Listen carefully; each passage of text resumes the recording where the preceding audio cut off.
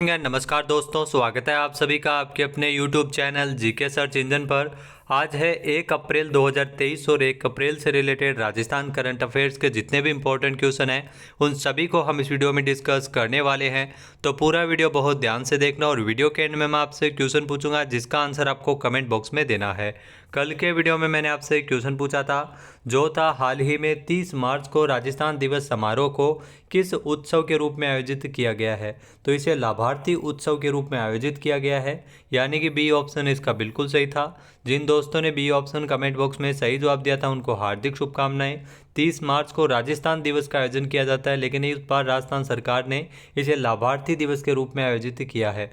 जी हाँ, पूरे राजस्थान दिवस को लाभार्थी दिवस के रूप में राज्य कृषि प्रबंधन संस्थान जयपुर में इसे राज्य स्तरीय समारोह का आयोजन किया गया था। सामाजिक सुरक्षा को लेकर प्रतिबद्धता के साथ राजस्थान दिवस समारोह को इस लाभार्थी उत्सव के रूप में आयोजित किया जा रहा है। सभी जिला मुख्यालयों पर, ब्लॉक मुख्यालयों पर भी राजस्थान दिवस समारोह के कार्यक्रम आयोजित किए गए थे।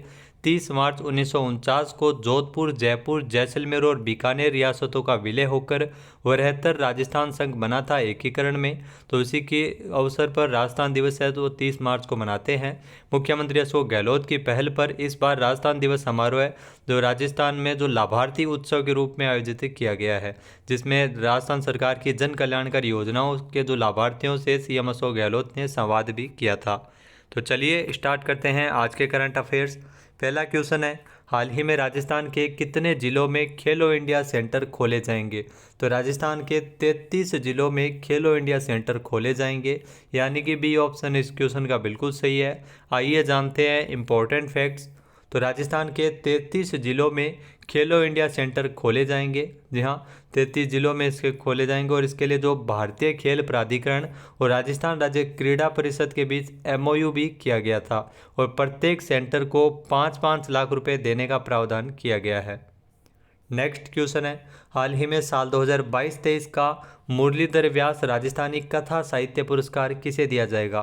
तो साल 2022-23 के लिए मुरलीधर व्यास राजस्थानी कथा साहित्य पुरस्कार है डॉक्टर जितेंद्र कुमार सोनी को मिलेगा, यानी कि बी ऑप्शन इसका बिल्कुल सही है।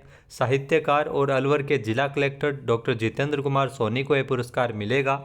आइए जानते हैं इंपॉर्टेंट फैक्ट्स। तो अलवर के जिला कलेक्टर और राजस्थानी और हिंदी के चर्चित साहित्यकार डॉक्टर जितेंद्र कुमार सोनी को उनकी कथाकृति बरखमा के लिए राजस्थानी भाषा साहित्य एवं संस्कृति अकादमी बीकानेर की ओर से साल 2022-23 का मुरलीधर व्यास राजस्थानी कथा साहित्य पुरस्कार इनको मिलेगा। इसकी घोषणा 29 मार्च को अकादमी के अध्यक्ष शिवराज छंगाणी के द्वारा की गई थी। हनुमानगढ़ जिले के धनासर गांव के निवासी डॉक्टर जितेंद्र कुमार सोनी, जो अभी अलवर के जिला कलेक्टर है वर्तमान में, इस पुरस्कार के लिए इनको 51,000 रुपये प्रोत्साहन राशि दी जाएगी। तो राजस्थानी भाषा की पिछले 3 वर्षों के मध्य प्रकाशित कहानी उपन्यास की पुस्तकों के लिए अकादमी द्वारा गठित समिति की अभिशंसा के आधार पर पुरस्कार प्रदान किया जाता है। नेक्स्ट क्वेश्चन है, हाल ही में उदयपुर में G20 के सस्टेनेबल फाइनेंस वर्किंग ग्रुप की जो दूसरी बैठक है उसका आयोजन है वो कब किया गया था। तो 21 से लेकर 23 मार्च तक उदयपुर में इस बैठक का आयोजन किया गया था, यानी कि सी ऑप्शन इसका बिल्कुल सही है। आइए जानते हैं इंपॉर्टेंट फैक्ट्स। तो उदयपुर में G20 इंडिया की अध्यक्षता में 3 दिवसीय बैठक में जो G20 sustainable finance working group की जो 2023 की कार्य योजना पर जो बैठक है जिस पर विस्तृत चर्चा की गई थी, जिसमें 21 से लेकर 23 मार्च 2023 तक आयोजित इस बैठक में G20 सदस्य देशों के 93 प्रतिनिधियों, 10 आमंत्रित देशों और एशियाई विकास बैंक और संयुक्त राष्ट्र विकास कार्यक्रम सहित 18 अंतर्राष्ट्रीय संगठनों ने इसमें भाग लिया था। उदयपुर में G20 के सस्टेनेबल फाइनेंस वर्किंग ग्रुप की दूसरी बैठक के अलावा इसे पिछले साल दिसंबर 2022, ध्यान रखना दिसंबर 2022 में शेरपा बैठक भी जो 4 से लेकर 7 दिसंबर तक आयोजित की गई थी। सस्टेनेबल फाइनेंस वर्किंग ग्रुप की जो पहली बैठक है वो गुवाहाटी में 2 से लेकर 3 फरवरी को आयोजित हुई थी। नेक्स्ट है, एशिया के पहले ऐसे इंजीनियर कौन है जिन्होंने दुनिया की सबसे बड़ी घंटी का निर्माण जो कोटा में हो रहा है उस घंटी के संबंध में 5 रिकॉर्ड बनाए हैं। तो ये ध्यान रखना, देवेंद्र कुमार आर्य है वो इंजीनियर है, इस घंटी को ये बना रहे हैं जो कोटा में बन रही है, यानी कि बी ऑप्शन इसका बिल्कुल सही है। ये जानते हैं इंपॉर्टेंट फैक्ट्स। तो राजस्थान के कोटा चंबल रिवर फ्रंट पर दुनिया की सबसे बड़ी घंटी का निर्माण कार्य किया जा रहा है। चंबल रिवर फ्रंट पर यह दुनिया के सबसे बड़े घंटी जो बनाई गई है, इसमें 5 वर्ल्ड रिकॉर्ड है वो बनाए जा रहे हैं। कोटा में पहली बार ये रिकॉर्ड बनाए गए हैं। इस घंटी को बनाने वाले इंजीनियर देवेंद्र कुमार आर्य का दावा है कि ये एशिया के पहले ऐसे इंजीनियर हो गए जिन्होंने एक साथ 5 रिकॉर्ड बनाए हैं। विश्व की पहली जॉइंट लेस चेन जो इन एज कास्ट कंडीशन, जो ये भी वर्ल्ड रिकॉर्ड बना है। विश्व का सबसे बड़ा 3D फाइबर जो प्रोडक्ट है, ये भी वर्ल्ड रिकॉर्ड बनाया गया है। इसके अलावा विश्व का सबसे जो ऊंचा जर्मन हैंगर यानी फैब्रिक कोटेड है, ये भी बनाया गया है। इसके अलावा 35 oil fired working furnace under one roof of 2200 kilo. इसके अलावा विश्व का सबसे बड़ा ग्रीन सिलिका सैंड मोल्ड यानी by die process of 2200 metric tonne. तो ये ध्यान रखना, ये 5 वर्ल्ड रिकॉर्ड है जो बनाए गए हैं। देवेंद्र कुमार आर्य जो इस घंटी को बनाने वाले इंजीनियर है। नेक्स्ट क्वेश्चन है, हाल ही में जय मिनेश आदिवासी विश्वविद्यालय रानपुर कोटा विधेयक 2023 राजस्थान विधानसभा में ध्वनि मत से कब पारित किया गया था? तो ये विधेयक 21 मार्च को पारित हुआ था राजस्थान विधानसभा से, यानी कि ए ऑप्शन इसका बिल्कुल सही है। आइए जानते हैं इंपॉर्टेंट फैक्ट्स। तो राजस्थान विधानसभा ने 21 मार्च 2023 को जय मिनेश आदिवासी विश्वविद्यालय रानपुर कोटा विधेयक 2023 को ध्वनि मत से पारित करने की मंजूरी प्रदान की है। उच्च शिक्षा राज्य मंत्री राजेंद्र सिंह यादव के मुताबिक विश्वविद्यालयों की संख्या की दृष्टि से राजस्थान देश में गुजरात के बाद दूसरे स्थान पर है और देश में सर्वाधिक 3 महिला विश्वविद्यालय भी राजस्थान में ही स्थित है। नेक्स्ट है, हाल ही में एयरपोर्ट काउंसिल इंटरनेशनल ने ग्राहक अनुभव प्रबंधन बढ़ाने के लिए राजस्थान के किस शहर के एयरपोर्ट को लेवल 1 एक्रीडेशन का खिताब दिया है? तो जयपुर एयरपोर्ट को यह खिताब मिला है, यानी कि ए ऑप्शन इसका बिल्कुल सही है। आइए जानते हैं इंपॉर्टेंट फैक्ट्स। तो एयरपोर्ट काउंसिल इंटरनेशनल ने हवाई अड्डा ग्राहक अनुभव जो प्रत्यायन कार्यक्रम के तहत जयपुर एयरपोर्ट को ग्राहक अनुभव प्रबंधन बढ़ाने के लिए लेवल 1 एक्रीडेशन का खिताब दिया है।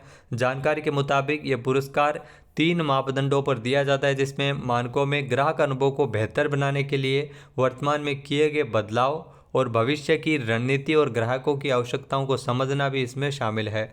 जयपुर एयरपोर्ट प्रबंधन को पहली बार ग्राहक अनुभव प्रदान करने के लिए जो एशियाई द्वारा लेवल 1 एक्रीडेशन का खिताब है वो दिया गया है। नेक्स्ट है, मुख्यमंत्री दुग्ध उत्पादक संबल योजना के तहत राजस्थान सरकार पशुपालकों को अब तक कितने करोड़ रुपए का अनुदान दे चुकी है? तो इसमें 764.23 करोड़ रुपए का अनुदान है वो अब तक मिल चुका है, यानी कि बी ऑप्शन इसका बिल्कुल सही है। आइए जानते हैं इंपॉर्टेंट फैक्ट्स।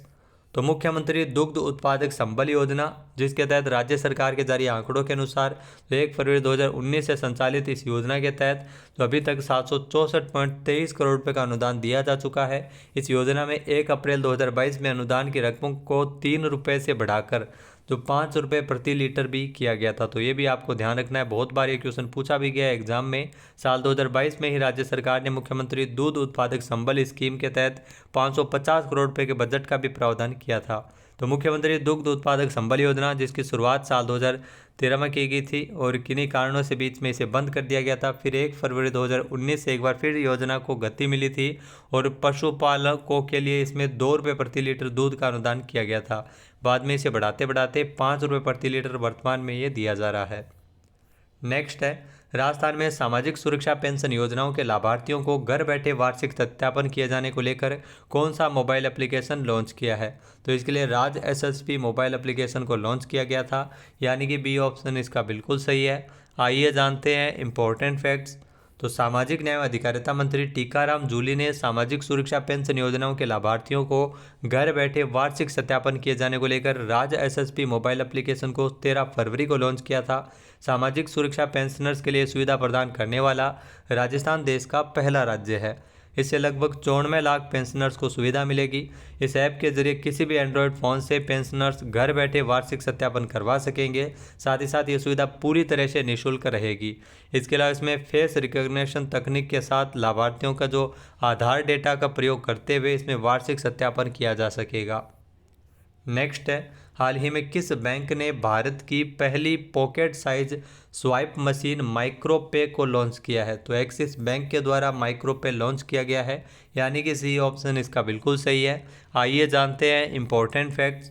तो एक्सिस बैंक ने मार्च 2023 में डिजिटल भुगतान स्वीकार करने के लिए पिन ऑन मोबाइल तकनीक पर आधारित भारत की पहली पॉकेट साइज स्वाइप मशीन माइक्रोपे को लॉन्च किया है। यह एक व्यापारी के स्मार्टफोन को पॉइंट ऑफ सेल टर्मिनल में बदल देता है, जिससे ग्राहकों के लिए डिजिटल भुगतान करना आसान हो जाता है। बैंक ने तकनीकी समाधान भागीदारों के रूप में रेजर पे और माई पिन पैड द्वारा जो एज टैब के साथ माइक्रोपे है वो लॉन्च किया है।